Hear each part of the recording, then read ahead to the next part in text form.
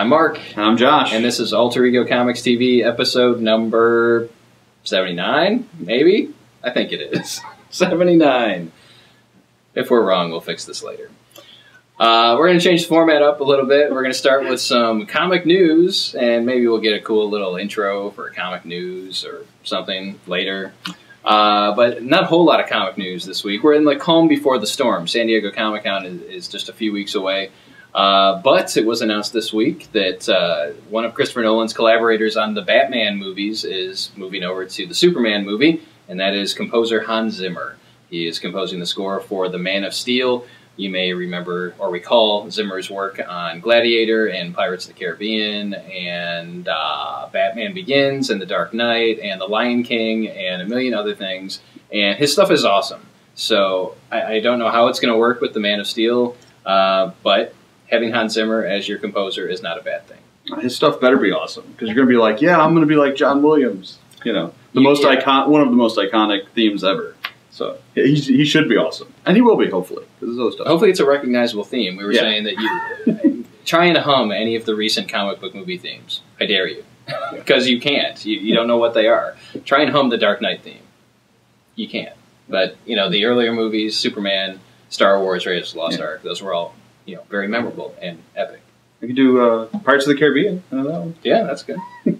What else we got? What else we got? Well, DC with its new 52 has announced their third wave of titles. We got 4 new books that are going to be coming out in a couple months. Talon by Scott Snyder. Well, not by Scott Snyder. Yeah, it's spinning out of the Scott Snyder created characters in Court of the Owls and Batman, which has been super awesome. They've got a new series by James Tynion and Gilliam March featuring Talon, a Talon who's turned against the court and is trying to go his own road, maybe not necessarily heroically, but definitely not as villainously, and kind of fight against the Court of the Owls. We've got Sword and Sorcery, which is going to be an anthology title set in, obviously, a Sword and Sorcery kind of timeline. We've got the first story is our beloved Princess of Gemworld. Amethyst. Amethyst, Princess of Gemworld. And I know you've been demanding it, and as I. No one has demanded this, really. I mean, I'll give it a shot and see what it's like, but really, Amethyst, DC? I had to check the calendar. I thought it was a joke. But and backups in the first arc are going to be Beowulf by Tony Bedard and Jesus Saez. And next up, another brilliant comeback. We've got Phantom Stranger, a long-running, wonderful, awesome character that deserves to be in the new 52, written by Dan Didio. Moving along. Enough said. Another one I'm kind of excited about is Team 7 by Justin Jordan and Jesus Marino. And this is going to be set in the earlier days of the continuity. It's not clear exactly when it falls relative to the 5-year jump you have with Justice League. But you're going to see a lot of your non-powered or limited-powered characters in a kind of SEAL Team 6 or kind of a secret operative organization. Your characters like Steve Trevor, Slade Wilson, Deathstroke, Amanda Waller, and kind of the more manipulate-y side of the DC universe, which could be a lot of fun if they do it right. So 4 new coming to the 52, which means 4 are going away. But we'll talk about that. Those books are going to be fine, I'm sure. I actually haven't confirmed which ones are going away, but your days are numbered. That guy. Who's the guy I don't like? Captain Atom is going away. That's the guy. That's one, yeah. And we won't say whether Josh doesn't like Captain Atom or the writer of Captain Atom. It's JT Kroll. We'll let you figure that out. JT My Kroll. apologies to Mr. Crow. All right, well, we took last week off. I was on vacation, and there just wasn't time to do an episode. And so we just want to hit 3 books that came out last week that we thought were really, really cool. Batman number 10, which was kind of the climactic story of the Night of the Owls. And there's a major revelation in this book. I will not tell you exactly what it is. If you haven't read it and you plan on reading it, you should do so very soon. We are going to put a video on Facebook from another online commentator, Grace Randolph, who gives a very nice summary of what happens in that story and how it connects with the past of the DC Universe and possibly the future of the DC Universe. But it's Scott Snyder, it's Greg Capullo, it's Batman, it's Court of the Owls, and again, major revelation. So you need to read this book. Yeah, and aside from the major revelation in the lead book, they're continuing the backup with the story of Alfred's father, which is kind of tied into the whole Court of the Owls thing, and I really loved it. Like, I read the first part, and it's an important thing. It's impactful. But then I read the next part, and I actually almost liked it more. Like, I just love these Alfred's father, Jarvis Pennyworth. Yes. When he worked for the Starks. Oh, yes. He worked for the Waynes. And also last week we've got American Vampire Lord of Nightmares, penned by Scott Snyder with art by Dustin Nguyen. This is another spin-off miniseries following the characters from the second story arc, the Vegas story, who were also in the the European front and the World War II stuff.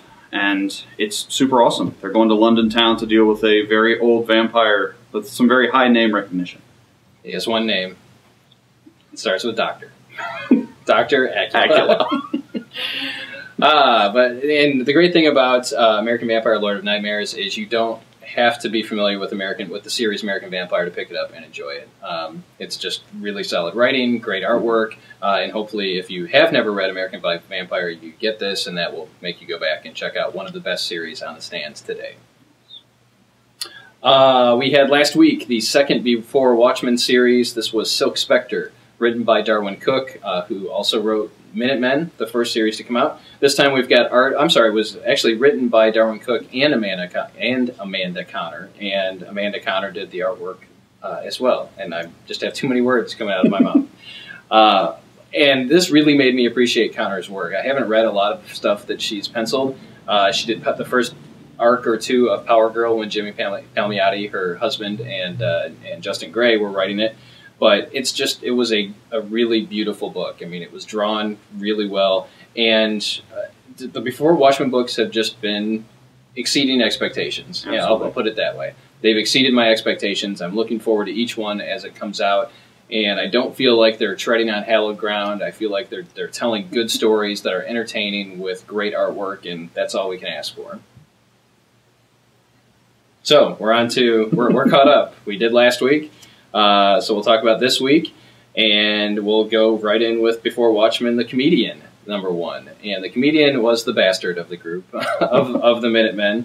And he was not a likable character at all in the book or in the movie, and we actually feel a little bit for the Comedian. At least I did. I felt a little something for him in this issue, written by Brian Azzarello, who is the author of 100 Bullets and is currently writing Wonder Woman.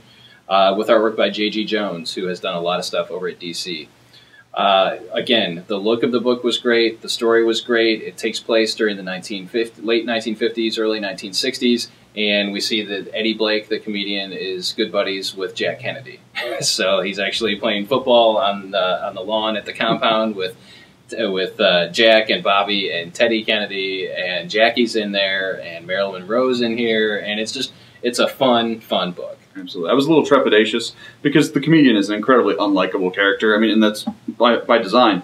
But I don't really want to read a sad book about rape and murder. And there's definitely some unpleasant things in here, but they did a great job of making the character three-dimensional, making me care about him, and it almost makes kind of the evil that he does seem more interesting or more poignant to see the sort of a sympathetic character doing these awful, I guess you're awful expecting, and this there may be something in this series that puts him on that path towards bastardhood. Because that's where he ends up. Yeah, I mean, if Kennedy's in the White House, this is before we see him in Manhattan, torching all of Southeast Asia. Hanoi, so. Yeah. Also this week, we have Avengers vs. X-Men #6. This series just keeps rolling along like a freight train. This issue is written by Jonathan Hickman, and new artist for this arc is Olivier Copiel, who did House of M and Siege, and I am very glad to see him on this book. I just love his artwork. It's really, really cool. This feels like this is the best bang for your buck issue this week. There is a whole bunch of story in this book, and it sets up, it's I don't know what to say. The majority of you are probably reading Avengers vs. X-Men. If you're not, we still have every previous issue on the stand, so you can still get into it. We're at the halfway point, and this is definitely the best Marvel event since Civil War. It's that engaging. There's important stuff happening. There are lots of the major players going through different character arcs, and it's just, again, fun. It's bringing fun back to comics, I guess. No argument here. I would say it's better than Civil War because it's on schedule.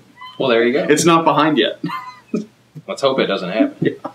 And finally, always on our must-read list is Saga #4 by Brian K. Vaughan and Fiona Staples, and this one is weird. Weird. If you thought the first issue was weird, this issue is really weird. Yes. But weird in a good way, I guess. I mean, we can debate that. But the continuing story of star-crossed lovers and their baby that they're trying to get off-world, and their half their ghost babysitter, and you got all the craziness. You got the bounty hunters coming after him, and it's expected with a Brian K. Vaughan book. Just each issue is very filling. It doesn't feel like a quick read. You feel like you've gotten your money's worth, and the story leaves you wanting more by the time you get to the end. And it just so happens that there's a lot of freaky stuff that happens in here. No, yeah, it was amazingly fun, and it is freaky stuff. But I was concerned they were going to go further than I was going to be comfortable with, and they didn't. They actually paid it off in a very satisfying way, although it's still freaky. But aside from the book itself being filling, this was like, what, 4 or 5 pages of letters stuff in the back that's great answers to the survey they ran into, and I almost enjoyed that more than the issue. I loved the issue, and I just kept laughing and laughing at the letters page. So yeah, you absolutely definitely check that out. Want to check out the letters page, and I want to know why none of you sent a letter in. Never mind. But check out the letters page. It's worth the price of admission. With most Image books, the letters pages are always, just an added bonus. All right, well, we're going to start kind of highlighting some things coming out in the weeks ahead or the week ahead that we think you don't want to miss. And so next week, the first book we want to talk about just briefly is Amazing Spider-Man number 688. And this is the start of the Lizard and Morbius the Vampire storyline. So if you're looking forward to the Amazing Spider-Man movie and you see that the Lizard's going to be there, the Lizard is getting to the comics first.